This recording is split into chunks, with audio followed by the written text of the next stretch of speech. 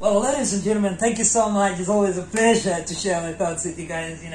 I love to be speaking always to you guys. It's always fun for me. That's the way I can reconnect with my people. That's the only way, guys. Lockdown is on and still, you don't have a lot of options to do, but I keep, cheering you guys up, yeah. So I feel like, not letting, of course, any day go by without, at least me, adding up something into you guys' lives, yeah. So I'm just been wondering, I've been pondering about this, how do you respond when there is something that you don't understand? That people are doing things but you don't understand. There is somebody who has done a fault somewhere. How do you respond to them? I don't know. We have friends, we have comrades, we have colleagues, we have, workmates, whatever you want to call them. We have those people.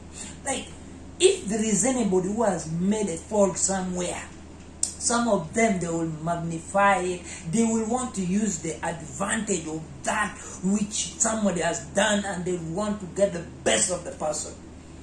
Somebody has not got the promotion they have been waiting for diligently, and they have been giving their best. They were almost promised to get the promotion, but at the dying minute, somebody does the sabotage. Somebody just do their politics, and they change everything around. You would be, you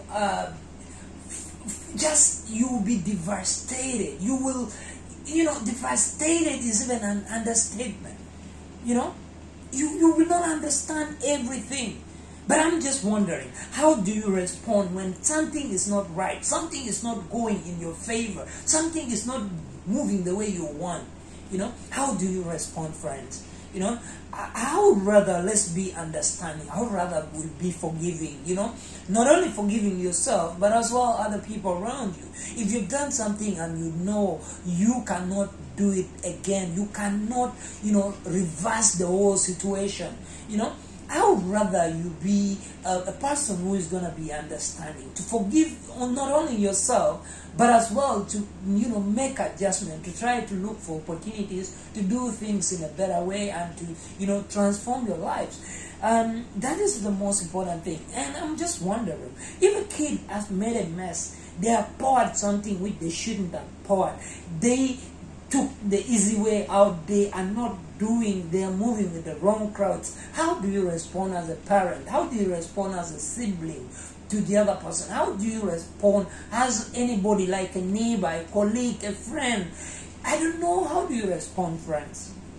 The Bible speaks about forgiving one another, or forgiving a friend or a brother, 7 times 70, 7 times 70, I stand corrected if I'm wrong. And so, how many times have we forgiven one another? How many times have we, acted to be understanding in a situation where we should have given people the peace of our mind, but yes, we reluctantly refuse to give them our peace of mind, because at the end of the day, sometimes when people want to aggravate you, people want to annoy you, people want to do something that will really get you off your hook, and you respond back to them in a manner that is understanding, in a manner that you want to be the best person in the situation. They would feel ashamed of themselves. They will not feel right with themselves, because you have acted to be the better person, that understanding person. That's the most important thing, friends. We need to try to act nice. We need to try to do things in a manner that is forgiving, a manner that will comfort one another. Even when people have done a mess, we know they shouldn't have done it, but they did it anyway. How can we offer? We need to be offering, a solution to the situation, instead of running to aggravate the situation. I would rather you go and rescue the situation. If somebody poured something, you would rather go and help them to get it back. somebody lost the job, somebody is not doing right. Let's go to comfort them. Let's be the people who are understanding, to give them a hope, to give them a beginning, to know that they can still begin again. Because at the end of the day, God never leaves his children. He's always running towards us. And if there is anybody who has ever sinned, and you would think that God will not have anything to do with the person, that should have been Peter. Because he denied Christ 3 times and their eyes met before the cock could crow. And mean, we have always, done a mess here and there because we are not perfect as human beings. But I would rather, let's be understanding. When people are not doing something right, they are not, moving in the right direction, but let's be the hope. Let's be the comfort. Let's be the people they would want to turn to.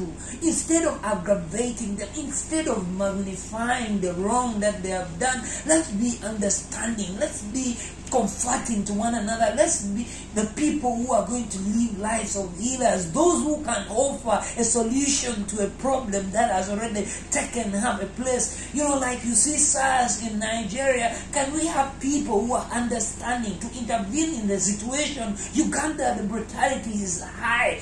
Can we have people who are going to be understanding to avail themselves, to give a hope, to give a solution to the people, to have the hopelessness be reversed around, that they can see faith, they can see hope, they can see how they can begin again, they can believe that they can do it, even if nobody is telling them they have the capacity, they have nothing to, turn the situations around, even if they have been told they are a million times, they are short, they are tall, they are fat, they are elephants, they are whatever it is, they are hippopotamus, can we be a solution to their hopes? Their state of devastation, their state of hopelessness, can we offer? Because at the end of the day, when we allow people to define who we are, they will confine us into their thinking, into their mind, and